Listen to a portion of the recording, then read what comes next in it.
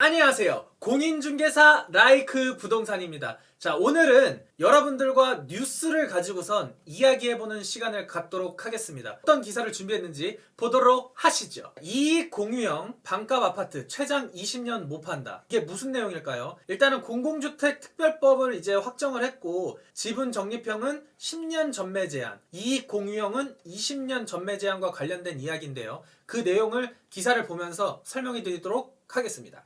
자, 이른바 반값 아파트 이익 공유형 지분 적립형 최대 20년 10년으로 결정했다. 자, 의무 거주 기간은 두 주택 모두 최대 5년을 적용한다고 하였습니다. 이 공공주택 특별법은 이익 공유형과 지분 적립형, 의무 거주 기간 이러한 부분들을 담아서 이제 조만간 발의할 예정이라고 하는데요. 공공자가주택은 이익 공유형, 지분 적립형 등 다양한 유형으로 분류가 되고 값싸게 공급하는 대신 개발 이익을 주택 분양자와 공공이 공유하는 방식이다. 이게 이사 공급 대책 때 나왔었던 내용인데요. 이익 공유형과 지분 적립형 이러한 부분들과 관련해서 이번에 공공주택 특별법이 이제 확정이 됐다라는 것이고 이제 조만간 발의까지 진행이 된다라는 내용입니다. 자, 한번 내용을 보겠습니다. 공공주택 특별법 개정안 주요 내용. 자, 이익 공유형 주택은 전매 제한 최대 20년, 의무 거주 기간 5년. 지분 적립형 주택은 전매 제한 최대 10년, 의무 거주 기간 5년이 되겠습니다. 이익 공유형은 뭘까요? 처음에 저렴한 금액을 가지고 입주를 합니다. 그리고 입주를 하고 나서 추후에 가지고 있는 지분에 대해서 차익이 생기면 그 부분을 다시 돌려받는 거죠. 하지만 LH에 환매를 해야 하는 것입니다. 저렴한 금액을 가지고선 입주를 할 수 있지만 나중에 돌려받는 것은 냈었던 부분에 대한 차익을 받는 거고, 그 살고 있었던 주택은 공공에게 다시 환매를 하게 된다라는 거죠. 이거는 어떻게 보면은 20년 동안의 주거 안정이 될 수 있는 부분이 있습니다. 하지만 물가가 상승을 하는 것을 보시면은 여러분들께서 부동산 투자에 관심이 많은 이유가 뭔가요? 기본적으로 투자를 했었을 때 시세 차익이 나고 소득이 발생되기 때문에 관심을 갖고 투자를 하는 것인데, 물론 실거주하는 의미도 있지만 그래도 실거주하면서 가격까지 상승되면 좋은 거 아닌가요? 그래서 그러한 부분들 때문에서라도 사람들이 관심을 갖는 건데, 이익 공유형은 1인 가구 또는 주택의 소유에 대해서 전혀 관심이 없는 분들에 대해서는 강점이 될 수 있죠. 주거의 안정이 될 수 있으니까. 그리고 다주택자의 투자 부분에 대해서 감소를 시키는 것도 있고요. 그리고 공급을 늘릴 수 있다라는 거는 좋은 점이 될 수 있습니다. 이런 것은 어쨌든 지가의 안정을 영향을 줄 수 있으니까요. 하지만 반대로 민간 재건축 이러한 부분들은 더 많은 수요가 몰릴 것입니다. 어쨌든 조금 더 특화되고 좋은 품질의 폐아파트 공급은 어쨌든 오래 걸리고, 이러한 부분들은 투자 가치가 충분히 더 많기 때문에 사람들은 더 몰릴 가능성이 높습니다. 이익 공유형보다는 이런 쪽으로 영향이 많이 갈 수 있다라는 거죠. 그리고 여기서 이제 지분 적립형 같은 경우는 저는 좀 긍정적으로 보고 있습니다. 지분 적립형은 어쨌든 10년이 지나면 소유권을 취득할 수 있기 때문에 입지가 좋다면 앞으로 가격 상승은 충분히 될 수 있으면서 분양 전환 임대주택과 같은 맥락으로 보면 좋을 것 같습니다. 어쨌든 저렴하게 구매를 할 수 있고 주거의 안정성을 가지면서 향후 10년이 지난 시점에는 주택을 가질 수 있으니까요. 그래서 이익 공유형은 약간 반대를 하는데, 지분 적립형 같은 경우에는 그래도 공급 물량이 많다면 좋을 수 있을 것 같습니다. 주택 공급에 대해서는 긍정적인 측면이 있으니까요. 도심 공공주택 복합지구 지정,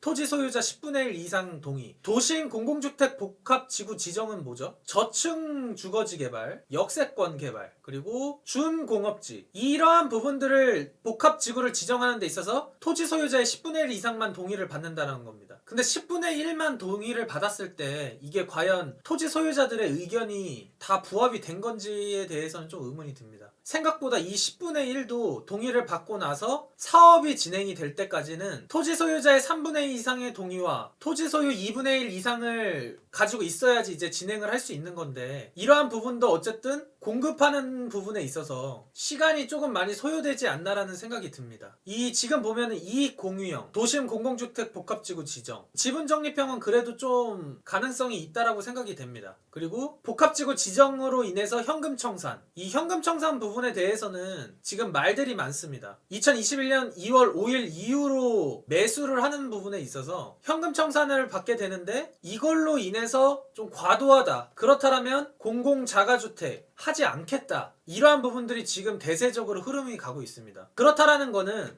이러한 현금 청산이 대상이 되고 도심 공공주택 복합지구 지정이 되는 이러한 부분들은 어쨌든 시간과의 싸움에서 굉장히 오래 걸리는 부분이 있고 투자 가치는 떨어지기 때문에 사람들은 점점 민간 재건축이라든지 신축 이러한 쪽으로 수요가 굉장히 몰릴 것입니다. 그러면서 이제 가격 상승이 계속적으로 더 일어날 텐데 과연 이러한 공공주택 특별법이 부동산 시장에 안정화를 가져올 수 있을까라는 이제 생각이 드는 겁니다. 모든 어쨌든 이익 공유형 지분 적립형 도심 공공주택 복합지구 지정 이런 것들 다 좋습니다. 하지만 이러한 시장의 안정화가 되기까지에는 굉장히 많은 변수들 그리고 사람들의 심리가 이러한 민간 재건축이라든지 신축으로 옮겨가고 있는 부분들 이러한 것들을 종합적으로 본다라고 하면은 쉽지가 않겠죠. 이러한 공공주택 특별법이라든지 이러한 부분들은 굉장히 좋은데 분명히 지금 시장은 공급이 부족하고 매수를 하지 못해서 결국에는 수도권 외곽 쪽으로 나가면서 경기도 인천 지역의 매매 거래량이 굉장히 많아지는 것들을 보면은 아직도 공급이 빠르게 되지 않을 것이라는 심리가 더 작용을 하지 않았나라는 생각이 듭니다. 그러니까 지금이라도 주택을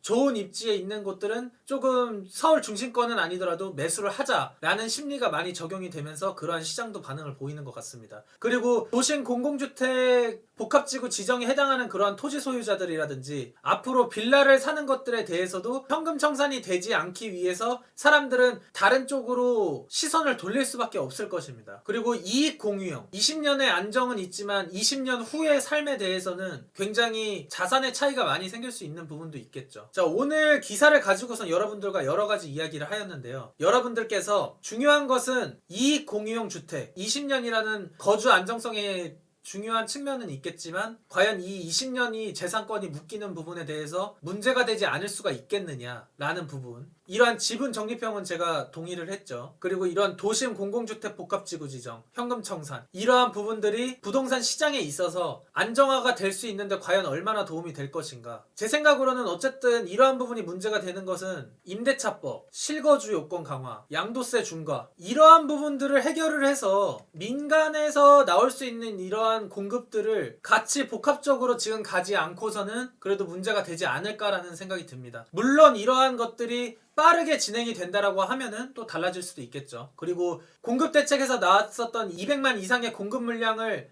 빠르게 공급만 해준다라고 하면은 그 또한 안정화가 저는 충분히 될 거라고 생각이 됩니다.